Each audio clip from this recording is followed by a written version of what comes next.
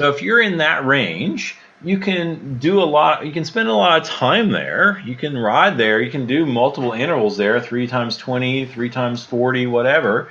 And so you get a lot of training bang for your buck. That Triathlon Show, episode 103.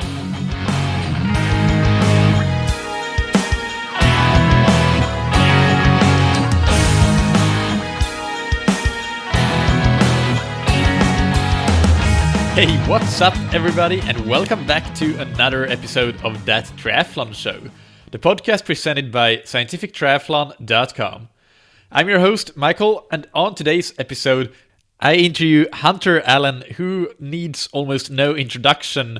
We talk about training with power meters, and as always, we get into specifics, the nitty-gritty details, like weekly structure suggestions and workout suggestions, just to name a few.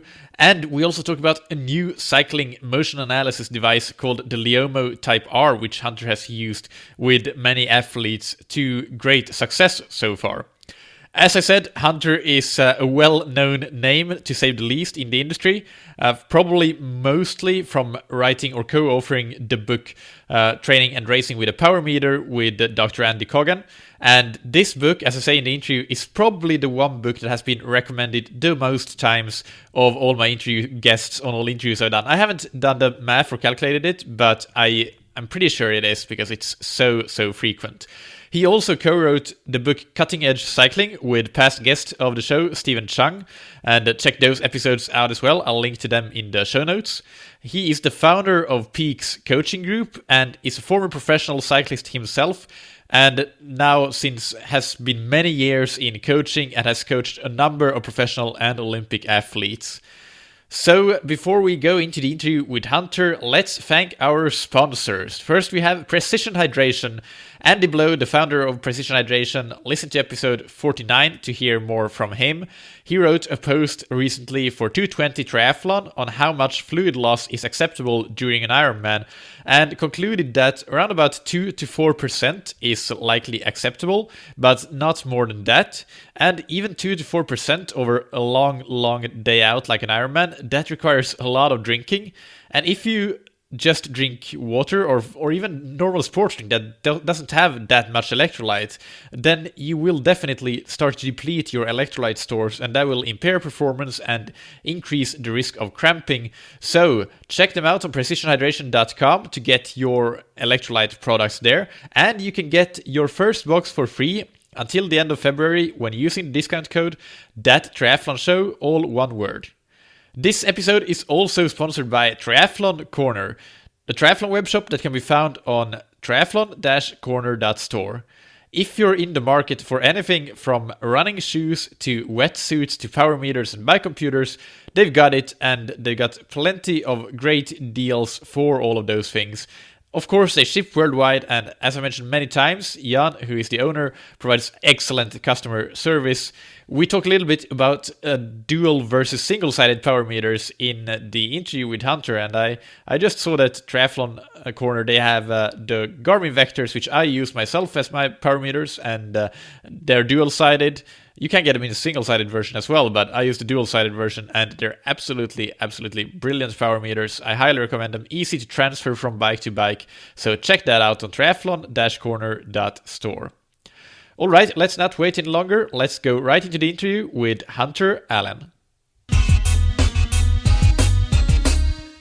Alright, so today on That Triathlon Show, it's my great pleasure to welcome Hunter Allen to the show. How are you, Hunter? I'm doing great, Michael. Thanks for having me on today. It's a pleasure. And one question that I always ask all the interviewees after my interviews is, what's your favorite book, blog, or resource related to triathlon or endurance sports? And I think that your book that you and Dr. Andy Coggan wrote, Training and Racing with a Power Meter, is, I haven't calculated it, but I'm pretty sure that that's the most recommended book, blog, or resource. So yeah, it will be good to talk a little bit about that, about power training on the bike, but for triathlon specifically. So let's just start, and we have discussed power meters quite a bit before on the show, so let's cover this first question quite quickly, but that's Okay. a breakdown of why training with power is such an advantage. And if you have an example of athletes that have made big breakthroughs when starting training with a power meter. Sure, certainly. Well, one of the things that makes it such a big advantage is that it's so easily quantifiable, and so we're measuring the amount of work that you can do on a bicycle, and that's really the critical piece. Before we've had rate of perceived exertion, so we knew this felt hard or this feels harder, etc. And then we went to heart rate monitors, which started to quantify how what was our intensity. And really, that's what heart rate is. I like to call it the intensity or the intention of your intensity. It's how hard you are trying to go.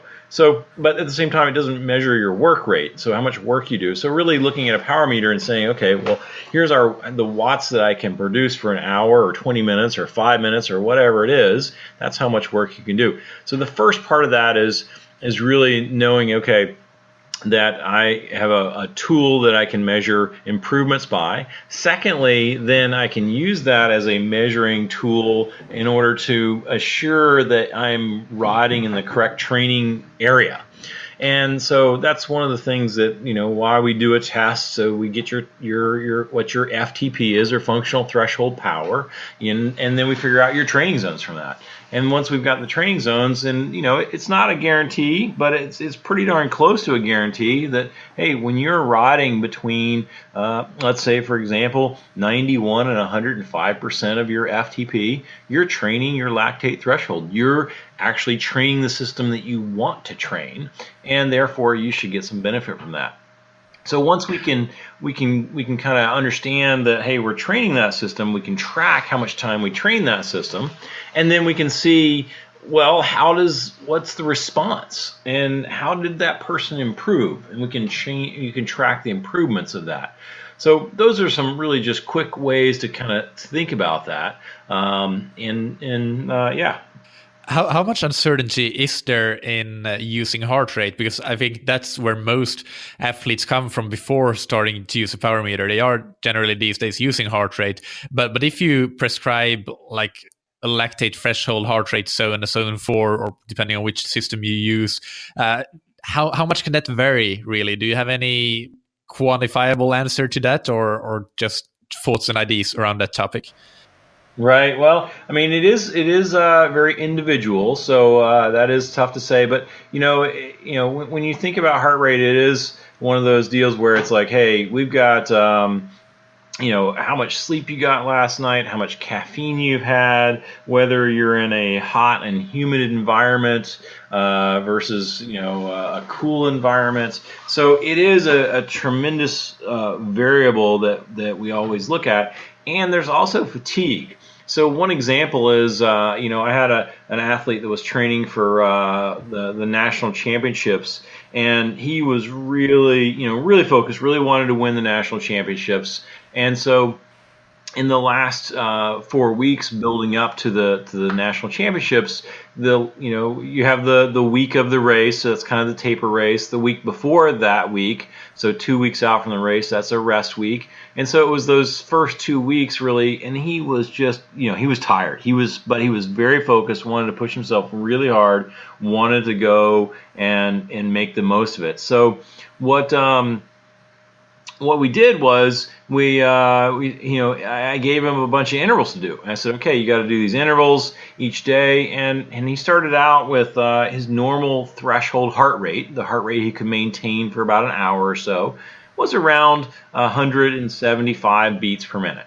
Now his FTP, his functional threshold power for that same heart rate, was around 350 watts. So a very good athlete. He had definitely had a chance at winning the national championship. But by the end of the week, he was tired. He couldn't get his heart rate above 170. But he was still doing the workouts. So he was still hitting his numbers that I had prescribed to him in his wattage goals.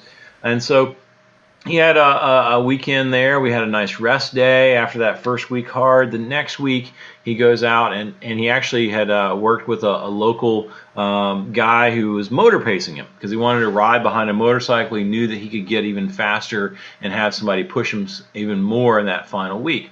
So he went out the first day, and his heart rate was 165, was the highest. That was after the weekend. So all of a sudden now we're 10 beats down on what he was previously, norm his was, because he was so fatigued. But he's now hitting 360, 370 watts all the time, no problem, hitting these intervals and knocking them, just doing it. And he calls me up, man, I'm struggling, but I'm doing the wattage. My heart rate's 10 beats lower than normal. What do I do? I was like, just keep doing them. Do them again. If you can do them again tomorrow, then don't worry about the heart rate. Goes out the next day. Heart rate comes up to 163 at the very end of the session. Most of the time it's around 160. But now he's doing 370, 380, even did 390 for a 5-minute effort. And what do? Well, just keep doing it, man. You're hitting the watts. You're still getting improvement from his workouts. So the next day goes by, he barely even hits 160 again. Again, boom, 380, 370, 390, amazing numbers. So based on that, he continued to improve, right? So then I finally rest him. Okay, time for rest. At the end of the rest week, after he's had a chance to recover, his cardiovascular system's recovered, now his heart rate is even higher than it was normally. His threshold heart rate is now like 178, 180, and now he's hitting almost 400 watts on all of his intervals. So had we decided to just stop the training based on his heart rate, he would have lost probably 4 or 5 really critical days in the final build of leading up to national championships. That could have been the difference, and he ended up winning the national championships. And it was, we had a great race, and he maintained like 178, 180 the whole time in his Olympic distance triathlon. Yeah, great example, and I think that's something that that many listeners and myself as well can really recognize, that when you're in a heavy block of training, getting that heart rate up becomes more difficult, even if you're hitting your numbers. So yeah, that's a good one. What about for those athletes that don't have a power meter? They have used heart rate, for example, and they want to get one, or they have just gotten one. How do you get started? What are the most important steps and things to do when you first get started with one? Right. Well, for certain, you've got to capture data. So for the first couple of weeks, all you're trying to do is just capture data and learn about the power data itself. So what is 300 watts? Is that hard? Is that easy for you? How hard can you go up a steep hill for a minute? What can you do on a long ride? What's your average watts or normalized power on a long ride? So you're kind of capturing data for the first couple of weeks. In that time period, I really like to do some testing. So I really want to do what we call is you got to do your FTP test, your functional threshold power test, and that's has always been the best power you can maintain in what's called a quasi steady state until you start fatiguing, which is generally around an hour. So basically what you can do around an hour. Most people, and Andy and I set that at an hour because we said, hey, most people's goal is to have a 40K time trial or effort under an hour. If you can do 40K under an hour, you're doing something. And so that was one of the things that we wanted to do, and that was known around the world as kind of a standard. Now, so that's the best. You go for an hour, you do your best. But if you don't have an hour, or if you don't have a location to get an hour, which in a lot of places around the world it's nearly impossible to find a road that's 30 minutes long without stoplights or some kind of obstruction or something. So you could do a 20-minute test. And a 20-minute test, from there you can take between 3 and say 7% of that 20-minute test, and that's really going to probably be close to what your hour power is. Now, average is about 5% or so. Some people are going to be 7, some people are going to be 2, some people are going to be 9, maybe even an outlier. So don't always expect that, hey, my 20-minute power is going to be exactly my hour power. But again, it's a way to at least get a starting point. From there, then what we do is you have to do what we call the power profile test. And so that is a 1-minute effort where you go all out for a minute because that represents what's called your anaerobic capacity. So we need to understand what your anaerobic ability is. Then we do a 5-minute test, and that represents your VO2 max. So that is something that, how many watts can you put out while you're at a very high respiration rate and you're pushing yourself really hard, but also more aerobically, because 5 minutes is much more aerobic than the 1-minute test. And then maybe not so applicable for all triathletes, maybe for a draft legal triathlete, but for cyclists for sure, we want to get your sprint power. So we want to get you to do a 10 or 15 second sprint, a few of them, and what we'll take is the best 5 seconds of that sprint, and then we can use that to find out, okay, where is your neuromuscular power, your ability to create a high amount of force, and how quickly can you do that? So when you know these 4 things, and again, this is called the power profile, that, and that's something that we've come up with, I think we introduced the power profile in 2003 maybe or something. So it's been around a long time. When you get those things together, then that gives you a clear picture of your strengths and weaknesses. So, you just kind of have to keep that in mind of what you do.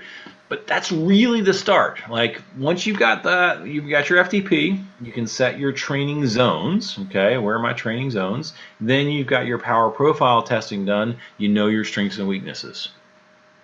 Yeah, and regarding the training zones, I've done an episode on that, so I'll link to that in the show notes, and also link to where the listeners can directly calculate those zones based on their testing. This is what you just said about the power profiling test and testing in general. This is a good place to insert a listener question that I got from Dan when I posted on Facebook that I'm having this interview. So he asked about, what do you think about Sufferfest's 4DP test and how it compares to not necessarily the power profiling, but the general 20-minute FTP testing protocol? Right. So the 4DP, that's basically the power profile test. They want you to do the same basic tests that we've had, that we established again back in 2003. So it's nothing new, really. And I think that maybe they did a better trailer than you did. Exactly. What's old is new again, right? That's the saying. And it is what it is. If you want to understand your strengths and weaknesses, that's the way to do it, there's nothing new about it. What they do new is that they then use that to basically help prescribe workouts for you. And again, that's a great way to do it because that's what your strengths and weaknesses are. So you'd want to prescribe workouts based off of what your physiology is. And for me, that's part of what a coach does, is to, hey, well, what are your strengths and weaknesses? And that they've done a great job at pulling that together and putting it in kind of an online training solution indoors. Yeah. And I guess a lot of the difference is really they come when you get significantly above FTP, because that's where the form of the shape of the curve starts to really change a lot more compared to from FTP and below. But let's not go into that too much anymore. That was just great to get that in at that point. So let's move back to for those athletes that already have been using power meters, they have been using power zones and have been doing their threshold workouts, their sweet spot workouts, their VO2 max workouts based on those zones. They have the fundamentals in place essentially. What are the next big levers, the next steps that they can take to make the most out of their use of power meters and become more advanced power users?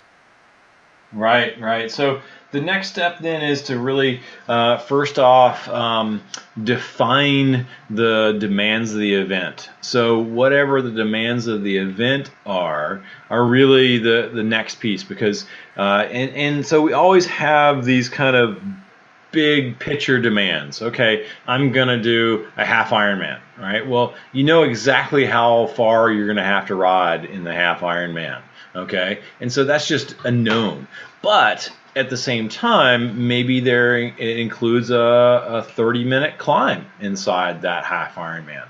Maybe it includes 15 hills that are each 2 minutes long inside that half Ironman. So whatever those things are, you need to define the demands of the event first, and then we start training to the demands of the event. So let's say, for example, if we're doing a half Ironman that's very hilly, and we know that there are 15 small hills, and they're all at least 2 minutes long in the first half of it, and the second half there are another 15 hills, but these are longer hills, let's say they're 3-minute hills, then we know that you're going to have to do 30 hill repeats, that are going to be probably around your FTP during the actual bike ride. If you're not doing 30 hill repeats in your training, then you're not training specifically. So that's another way to start to use your power meter, because it's like, okay, I'm going to go out and I'm going to do these hills, and I'm going to do them at my FTP, and I'm going to make sure that my wattage is correct so that I really know exactly what I need to do, and I'm preparing for that. So that's one of the next steps. As a more advanced user, one of the things that I also recommend learning is the quadrant analysis tools. Quadrant analysis tells us how you create the power, okay? Because 300 watts is 300 watts is 300 watts, but you can create it differently. So let's say, for example, if you want, you could stick your bike in the big chain ring in the front. Let's say that's a 53 tooth, and you could put it in the 14 in the back, and you could create 300 watts by pedaling slowly at 60 RPM, but really with a lot of force, so pushing very hard on the pedal. So that might be one way to create that 300 watts. Or you could create 300 watts by putting it in the small chain ring, let's say that's a 39 tooth, and pedaling in the 17 in the back, and now you're spinning at a very high cadence. So maybe now you're at 120 RPM, and you have very low force on the pedals. So that's a different way to create those watts. So it's important to understand how you create them and what are the demands of the event, right? The biggest mistake that I see most triathletes make is that they pedal too slowly. They're in what we call quadrant 3 or quadrant 2 of quadrant analysis. They're pedaling too slow with too much force. And what that does is it uses the muscle glycogen out of the muscles, right? Because you're trying to contract the muscles at too high of a force. So you're using more energy, and that really hurts you on the run. Some of the best triathletes that I've seen, and actually it is the gold standard. I mean, it's what the best triathletes do. They pedal with a little less force and a higher cadence in the bike. They're pedaling around 90 RPM, 90 to 95 RPM. They're saving their legs. They're saving muscle glycogen by pedaling at a little higher cadence, a little less force. That helps them on the run. So a quadrant analysis is really critical to understand, especially for the triathlon world, because it helps you to understand, how do I actually create these watts in an event, and am I creating them in the wrong quadrant? If so, I can make that change in training, and then I can assure myself. So sorry, Hunter. Can you expand upon what you mean with the quadrants for those listeners that are not familiar with the quadrant analysis? Sure. So when you kind of think of an XY plot, and in the XY plot you have in the center you kind of have a crosshairs there. So if you're looking at the plot itself, on the x-axis you have you have cadence, and so on the x-axis you have cadence down on the bottom, the horizontal line. And so as you go to the right, you have more force. And then on the y-axis, as it goes vertically, that one is really force. So all the way up is a high force. So if you kind of look at the crosshairs, then you would say, okay, high force and high cadence, all right, that would be sprinting. So if you're not a sprinter, you don't have to worry about that. Most triathletes don't. So that would be quadrant 1. Then if you move to the left, Then you have high force and low cadence. That's typically like mountain biking. That's typically going really hard up a steep hill, low cadence and high force. But I see way too many triathletes in quadrant 2 where they're high force, low cadence. Come down, now we have on the left side still, we have now low force and low cadence. Okay, so this is kind of just endurance riding or riding to the coffee shop, not putting out a lot of force, not putting out a lot of cadence there. Then the last one on the far right, on the bottom right, then we have a lot of cadence, so 100 RPM, 120 RPM, but not much force. This is what we might do in a group ride, or a fast race if you're in a bike race or a criterium, or a pace line where you've got to stay close to the wheel in front of you. So you keep your cadence high and force low so you can respond to speed changes really quickly. Brilliant. And I'll try to include an image of that quadrant in the show notes so people can go and have a look at that. One thing I want to ask a little bit more about this, because we've had, for example, Stephen Chung, who you co-wrote Cutting Edge Cycling with on the show before, and we talked a little bit about cadence and the pedaling efficiency, I guess, and he mentioned that in doing his research for the cycling science book, that they found that most cyclists and athletes tend to gravitate towards the cadence that is most efficient for them. But I guess we're talking about mechanical efficiency in that case, and what you're talking about here when you want athletes to go a bit higher cadence, lower force, that's different because it's a metabolic efficiency. And is that a correct interpretation? Yeah, I think that's where you have to be careful with one the use of the word efficiency, because it's always one of those little, especially in English, it's like this weird catchphrase a little bit. So, but yeah, we're thinking of it in terms of it's really more about economy. Okay, so thinking about it from a perspective of saving energy or producing more power with less energy. Okay, so that's really what we're talking about, is both ways. So both, okay, I'm going to make sure that I'm being economical with putting out energy as I pedal. So I'm going to pedal at a little bit higher cadence, a little lower force, which is less energy than pedaling with a slower RPM at 70 or 80 RPM, but higher force. And then two, that translates as well into the metabolic side as well of economy, and saying, okay, it's really, I'm saving energy because now my body doesn't have to use as much glycogen, doesn't have to pump as much blood, all of these things. So yeah, absolutely. All right. Is there anything else that we should cover in for the people that are more advanced users of power meters? Anything really important that we should mention? I think most people know it, but one of the things that's really critical is the performance manager chart. That's one of the charts that we created in Training Peaks WKO software, and it's an outstanding way to quantify and understand that when you're too fatigued, when you're fresh, when you can peak, and how how your freshness relates to peaking and doing your very best.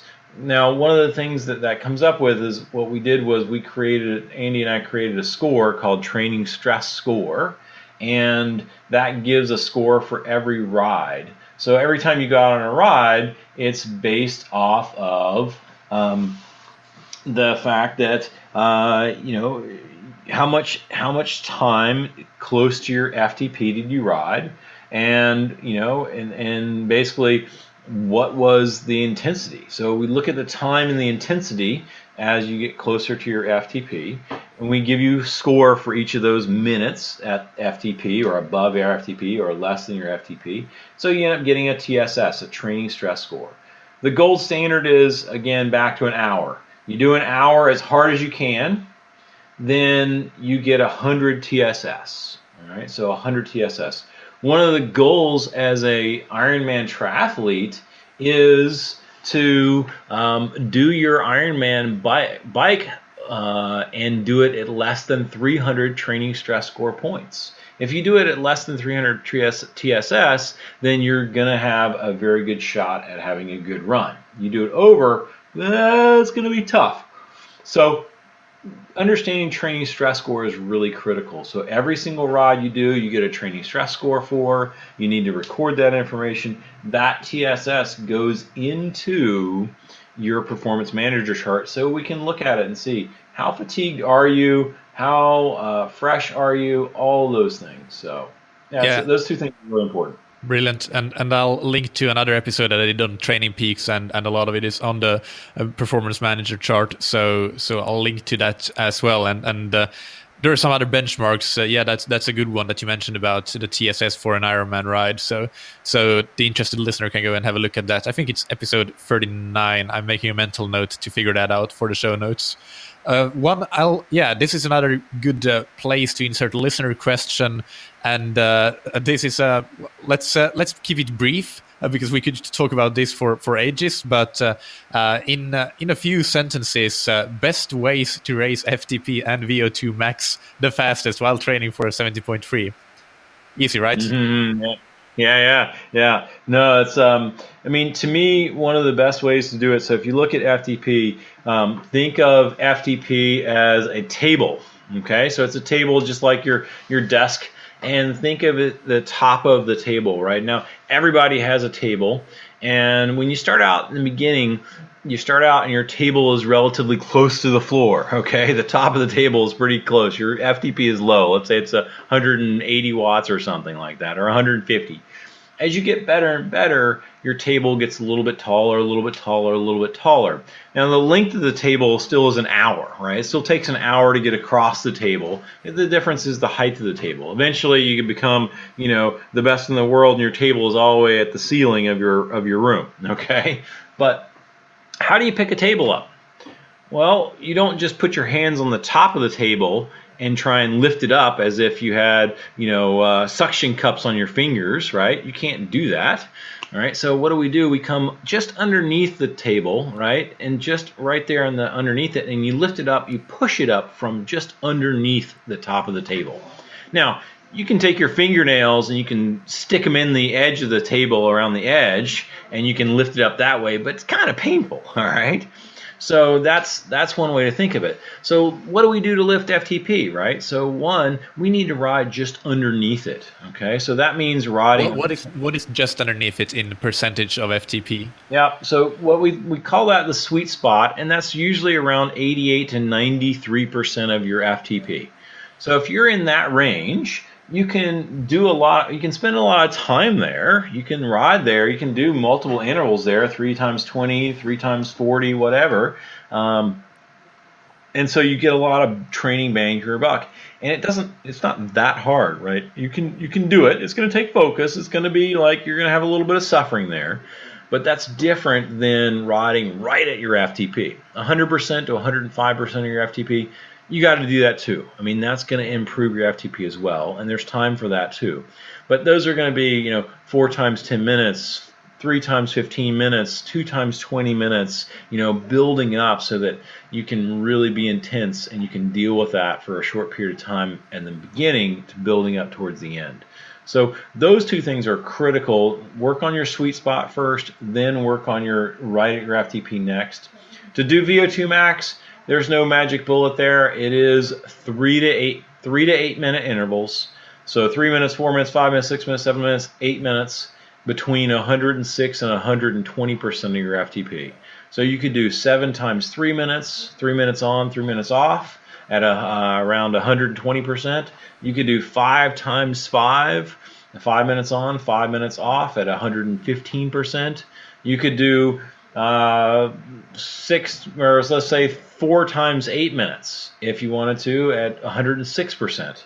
So all those things are going to improve your FTP, and you're just going to have to make sure that you're doing them and getting enough of that work in. Would you say that, because I see quite commonly to do VO2 max workouts is a lot of 2-minute intervals. You mentioned they're 3 to 8 minutes? Would you say that the 2 minutes is too short in this case, and you don't really rev up your system enough to really reach VO2 max? Exactly. That's exactly it. By doing them only 2 minutes, you're really still a lot of anaerobic capacity is still being really addressed. You're still in that system. You're not becoming. It's not long enough to get aerobic enough. So you need to kind of shift over. By getting to 3 minutes, you're more aerobic. You have a chance to get your breathing, your respiration rate really high, but also maintain it and put it into a rhythm. Maybe it's only the last 30 seconds you get it into a rhythm, but you're getting it into a rhythm. And then, you're creating enough time there so that there is an adaptation. You're going to get an adaptation. At 2 minutes, it's just not enough to really get create enough training stress, and it's too anaerobic. Yep. Okay. And another listener question that is a good one and related to this is how much super threshold work overall in the training plan do you tend to have? I don't know how many triathletes you coach yourself, but you have coaches within the Peaks coaching group, at least coaching triathletes. So I'm sure you can speak for them. Or to just answer that first, do you coach a lot of triathletes, or is mostly cyclists at this point? It is kind of one of those things. We do both, triathletes and cyclists. I've got one triathlete I coach right now, but generally I always have at least 1 or 2 triathletes, and then the rest are cyclists. Right. So how much super threshold work in general, whether that's just above the threshold FTP or right at threshold, or then those harder VO2 max workouts or even anaerobic workouts, do you prescribe for athletes, for age group triathletes, for long distance training? Well, I like VO2 max workouts because it does improve your FTP. So back to our analogy about the table. And, another way you can pick up a table is you could screw a hook down into the top of the table and pick it up from the top, right? So you'd have just screw a hook down in the top and another one in there and pick it up. Well, you could pull up your FTP that way, and that's a VO2 max workout. You're pulling it up from the top. That helps there. The problem is if you put too many hooks in your table, then you're going to weaken the table itself and it's going to collapse on it. So you have to be careful. You can't overdo that VO2 max. I like to do, especially leading up to the season, leading up to the effort itself, or any event itself, you're going to do something at least once a week at VO2 max. So you need to address that system because, again, it will definitely improve your FTP. And hey, a lot of people say, well, why do I really want to improve my FTP? It's like, well, it's the same thing as, why would you want to improve your average speed? Hey, if your average speed is 30 kilometers an hour and you improve it to 37 kilometers an hour, you're going to finish faster. You're going to finish in a shorter time. It's going to be faster. You're going to do better. Same thing with this is like, hey, we've got to improve your FTP. If it goes from 150 watts to 210 watts, you are now going to do so much better in your category and finish stronger at the end. So we've got to improve it. That's a critical piece to that. So if you have a triathlete and let's say it's kind of your normal time restricted age grouper that still wants to compete at a fairly high level in their age group, how do you get the best bang for your? How do you typically set up their weekly structure? Let's say we're in the build phase, so we're maybe 2 months out of the race or so. What does that look like in terms of the types of workouts, cycling workouts they do? Yep. So from 2 months out, we're still going to be doing probably at the beginning of that phase some sweet spot work. So you're still getting in your sweet spot, but definitely transitioning into lots of FTP work at that point. I'm a big fan of 10 minutes, 15-minute intervals because again they're short. They're not super intense. Well, they are intense, but they're not super long, rather. And you can do them for that period of time, and most people really improve with that kind of an effort. Those are going to be done at 105% of your FTP. You're focused on your FTP. You're really going to improve it, and you're going to make it better. So I would definitely start to do that.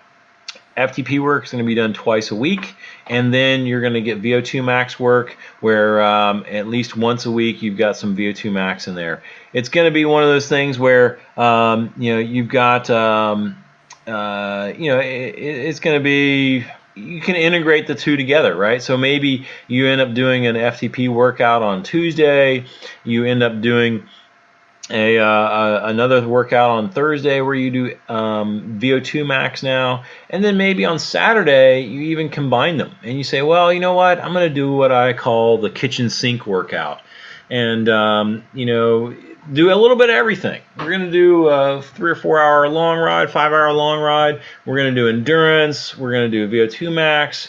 We're going to do FTP. We're going to do some sweet spot. We're going to just kind of get everything done.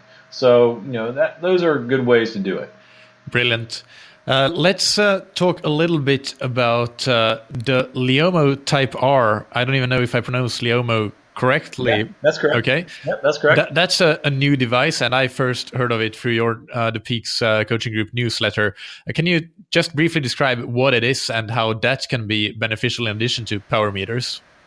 Yeah, absolutely. So what that is this company in Japan has created a device that has 5 motion sensors. The motion sensors, you put 2 of them on the top of your leg, just underneath your cycling shorts. Then you put 2 on the top of your cycling shoes, and then you put 1 on your lower back. And then, so each one measures different movements. So the ones on your shoes can measure how your foot moves around the pedal and for each RPM. So for every pedal stroke, what does your foot do? Are you pedaling toe down, heel down? Where do you transition? Are there any dead spots in your pedaling as well? So there's a lot to be learned from that perspective. We can really start to change people's way that they pedal so that they reduce, again, kind of the energy, the wasted energy output. They become more economical so that when they do produce that power, they're producing it and it's going directly into the cranks. Now, the other one is then on the thighs, so that helps us to understand a little bit about how much movement the thighs are moving up and down. So it's called the leg angular range. So the sensors see, like, okay, well, this leg moves at 45 degrees of movement and this other one moves at 50 degrees of movement. So why does the one move at 45, the other one move at 50? Who knows what the difference is between the two. So then that can help maybe with some bike fit stuff. Then we have the one that fits on the low back, and that really can help you with understanding what's the angle of your pelvis. So that's called the pelvic tilt.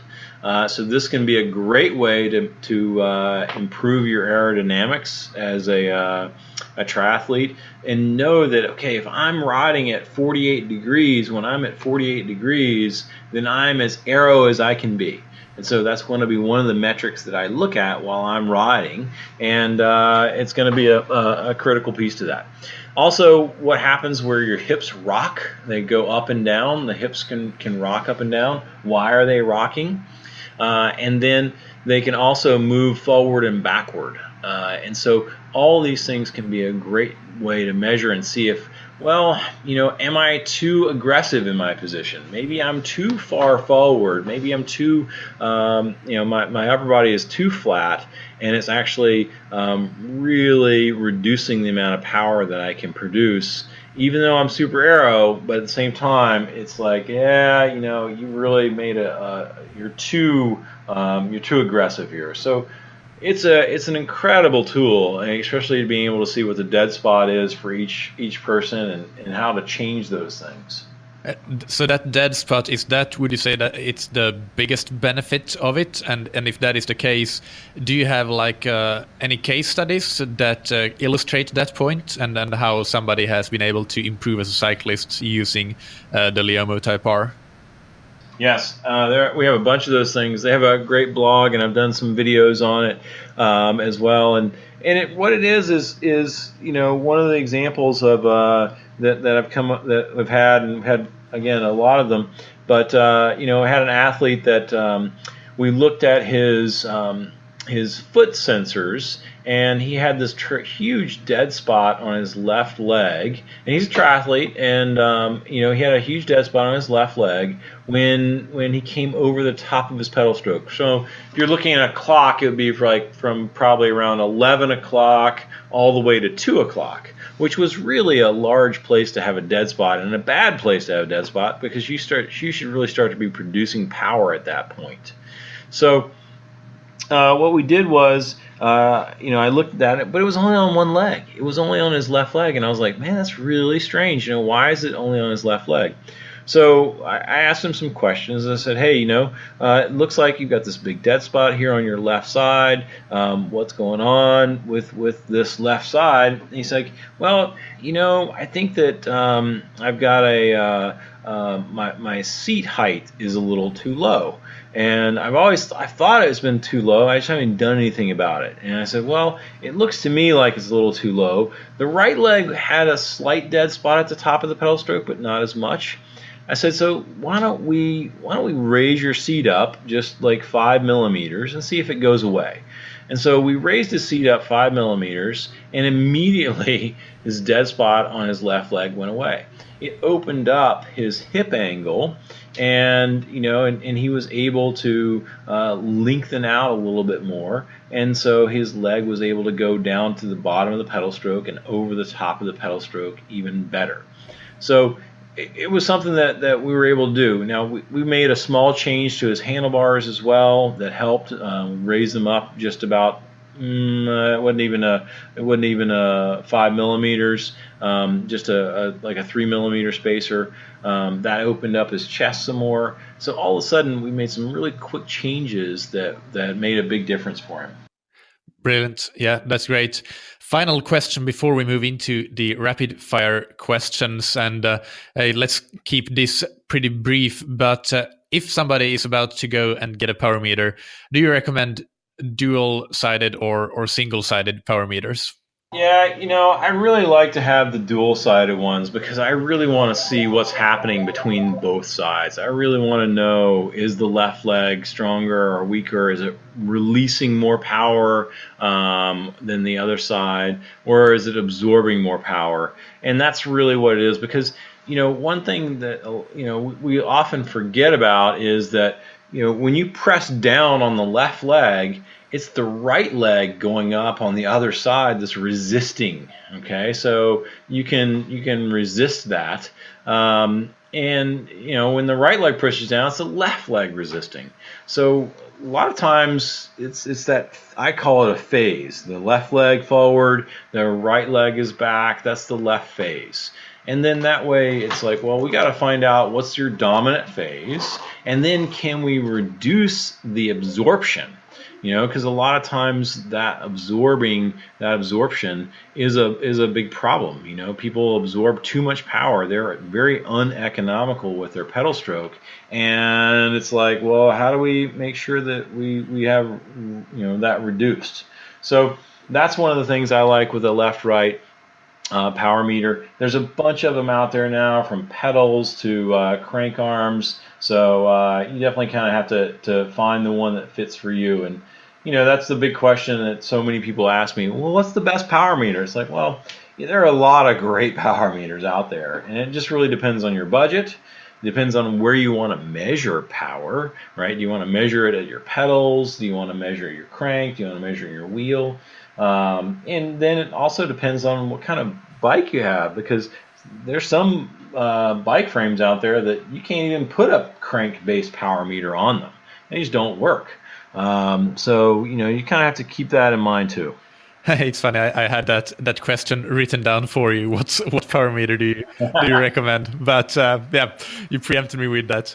So yeah, we'll just leave it at that. And for the listeners, if you get a dual-sided parameter, at least in the WKO, you can get all of those things that Hunter mentioned about seeing how much force you absorb with the opposing leg and so on. And I guess that probably some power meters may have their own dashboards. I'm not even sure. I just use WKO4, but Garmin may have something, Garmin Connect, etc. But let's now move into the rapid fire questions. And the first one is, what's your favorite book, blog, or resource related to endurance sports, and excluding your own books, as good as they are? Well, right now I tell you, I'm reading Stephen Chung's new book with Inigo Mahuka, Cycling Science, and it's really well done.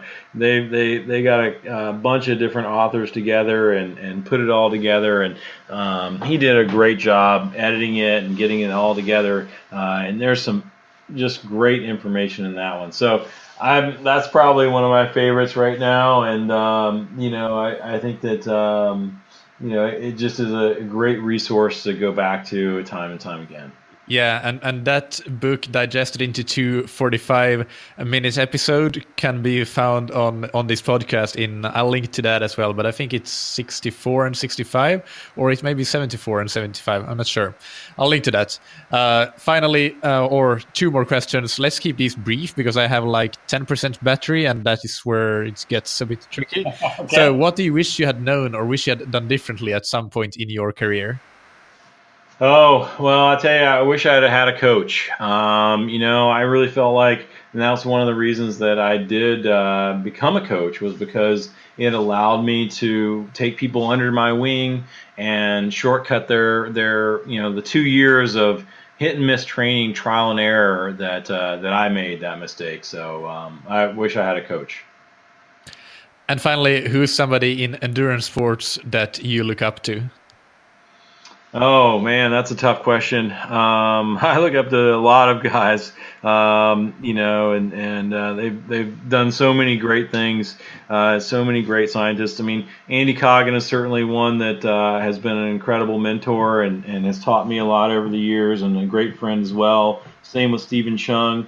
Joe Friel has done some incredible things with all of his books and his teachings over the years as well.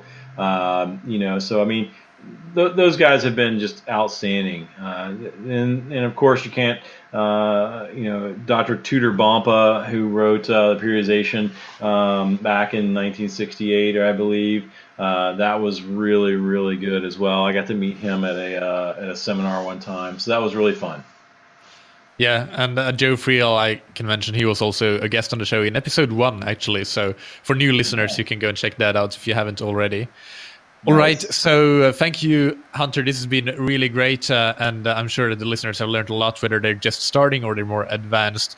And you can, your website is peakscoachinggroup.com, and that will be linked to, of course, and in the show notes so people can find out more about you. Is there anything that you wanted to mention before we close off this interview? No, that's great. Peakscoachinggroup.com, and hey, we do camps and seminars all over the world, and if you're interested in me having coming to do a seminar for you, I'm available to do that, and we have great coaches here. So if you're looking for a triathlon coach or a cycling coach or anybody to help you shortcut your steps to success, let us know. We're glad to help. All right, brilliant. Thanks a lot again for your time and for your sharing your knowledge with us, Hunter. I'm glad to be here. Thank you, Michael. So it really was a great pleasure for me talking to Hunter, and I also have to say a big thank you to him for waiting for me for 20 to 30 minutes or so when I was dealing with some weird technical issues that cropped up with my microphone when we were about to get started. So he couldn't hear me, I could hear him, and that was obviously really frustrated, and we thought that we may have to reschedule, which is always a bit of a hassle and not something that we like, but I found some hidden settings that got my microphone working again. And Hunter patiently waited. So big thanks for that.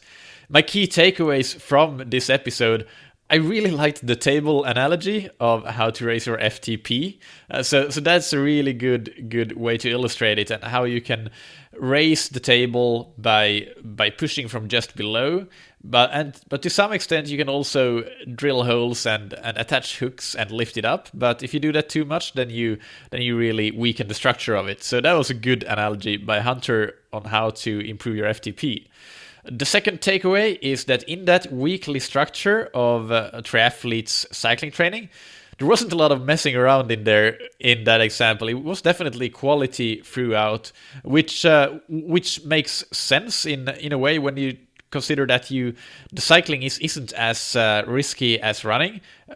Although that should be said, some coaches will definitely have different opinions than that, but I think that what Hunter suggested might well work. And to be honest, that's what, at least last year, what I did myself for my training, and I think that worked really well on the bike for me. So yeah, basically 3 or 4 rides per week, and all of them had some quality, some intensity to them. Almost all of them. I had some recovery rides for sure, but a lot of it was really quality. The final takeaway is the quadrant analysis and the high cadence argument that Hunter provided. That's a very interesting thing to look at and consider. And again, there are arguments for both sides. Let's not beat around the bush with that one. Some people, like for example Brett Sutton, is a famous proponent of the low cadence variant, and some of his athletes like Daniela Reef, they use a lowish cadence, and there are some other really good athletes as well that use that. But that's why it's great to have these different interviews and hear different perspectives. And I can't say myself that I've seen any research of it, although I have heard about a research study that came to the same conclusion that Hunter did, that metabolically you're more efficient. You save glycogen stores if you use a higher cadence, so you apply less force to each pedal stroke, which especially in long course races is beneficial. Then again, for short course races, you have the argument that if you want to stay on the wheel of the guy in front of you, then you can't be in too high a gear, because then when you're coming out of corners you will have a really hard time accelerating and things like that. So again, there are arguments for both sides. Great to hear them, and great to hear Hunter's perspective, which was definitely one of high cadence versus low cadence. As always, you can find the show notes for this episode on thattriathlonshow.com. Click through to this episode and make sure to comment there if you have comments, ideas, feedback, questions, and definitely those comments have been getting a bit more active recently. And I've been getting quite a few comments for many of the episodes, especially the most popular ones.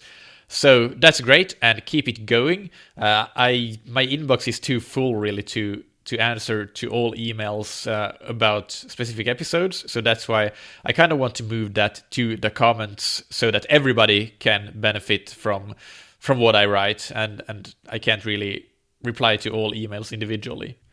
And once you're there, by the way, click through to the podcast archives if you haven't listened to all episodes, and check out all the old episodes, because there are a lot of them that can be real gold for you if you haven't. So yeah, you'll find it on thattriathlonshow.com. There's a blue box there that says click here to access the podcast archives or something like that, and then you'll see all of the episodes listed. So yeah, go and have a look at that as well.